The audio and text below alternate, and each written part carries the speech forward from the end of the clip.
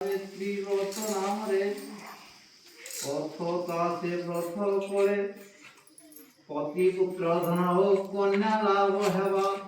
অতি আনন্দরে সময় অতি বহিত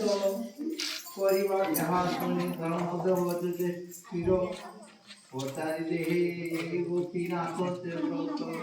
କେଉଁମାନେ କରି କି ଫଳ ପାଇଛନ୍ତି ଏହା ମତେ କହନ୍ତି ଶ୍ରୀକୃଷ୍ଣ ଅତି ମଧୁର କଣ୍ଠରେ କହୁଛନ୍ତି ହେ ଧର୍ମସୂତ ଶୁଣନ୍ତୁ ଏସପତି ନାମରେ ସେ ଜଣେ ରାଜା ଥିଲେ ସେ ଅମନି ମଣ୍ଡଳରେ ଦୟାଶୀଳ ଧର୍ମପରାୟଣ ପ୍ରଜା ପାଳନ ନାନା ଗୁଣରେ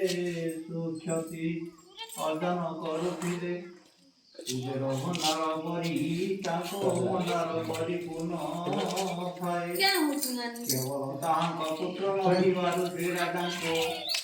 ନିକଟକୁ ଗମନ କଲେ ସେ ରାଜା ଋଷିଙ୍କୁ ଦେଖି ଶ୍ରୀଚନ୍ଦ୍ର ଭୂମିଷ୍ଠ ପ୍ରଣିପାତ ହୋଇ ପାଦଦୋଷ କଲେ ସେ ରାଜାଙ୍କ ଭକ୍ତି ଭାବ ଦେଖି ଋଷି ମହାସନ୍ତୋଷ ହେଲେ ଧ୍ୟାନ ବଳରେ ରାଜାଙ୍କର ମନ ଦୁଃଖକୁ ଜାଣି କହିଲେ ହେ ରାଜନ ତୁମେ ସେ ବିରସ ମନରେ କାହିଁକି ଅଛ ଏହା ଶୁଣି ରାଜା କହିଲେ ମୁନିବର ଧନ ମାନ ପ୍ରଜା ସୁଖରେ ରହି ମଧ୍ୟ ଏକ ପୁତ୍ର ନଥିବାରୁ ମନରେ ଶାନ୍ତି ନାହିଁ ଋଷି କହିଲେ ହେ ରାଜନ ଆମେ ଗୋଟାଏ ମନ୍ତ୍ର କହିବୁ ସେହି ମନ୍ତ୍ରକୁ ଭକ୍ତିରେ ଜପ କରିଲେ ତାହା ବଳରେ ଗୋଟାଏ କନ୍ୟା ହେବା ସେ କନ୍ୟାର ତୁମର ତିନି କୂଳ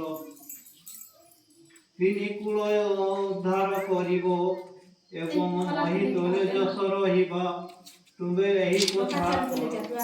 ବଡ଼ ରାଜାଙ୍କୁ ମନ୍ତ୍ରଟି କହି ଚାଲିଗଲେ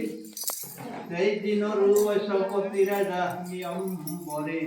ମନ୍ତ୍ର ଜପନ୍ତି କେତେ ଦିନ ଉତ୍ତାରୁ ସେହି ମନ୍ତ୍ର ପ୍ରଭାବରେ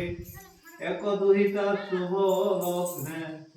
ଜନ୍ମ ନେଲା ସେହି ଦୁହିତା ସାବିତ୍ରୀ ମନ୍ତ୍ର ପ୍ରଭାବରୁ ଜନ୍ମିବାରୁ ସାବିତ୍ରୀ ବଢ଼ି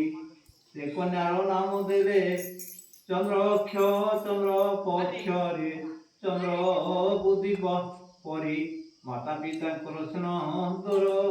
ପାଇ ସାବିତ୍ରୀ ପଢ଼ନ୍ତି ପ୍ରଥମେ ସାବିତ୍ରୀଙ୍କୁ 8 ବର୍ଷ ହେଲା ସାବିତ୍ରୀଙ୍କୁ ସଙ୍ଗରେ ଧରି ରାଜା ପରିବାର ସେ ମଧ୍ୟ ଋଷି ଆଶ୍ରମକୁ ଯାଆନ୍ତି ଋଷିମାନଙ୍କର ସେବା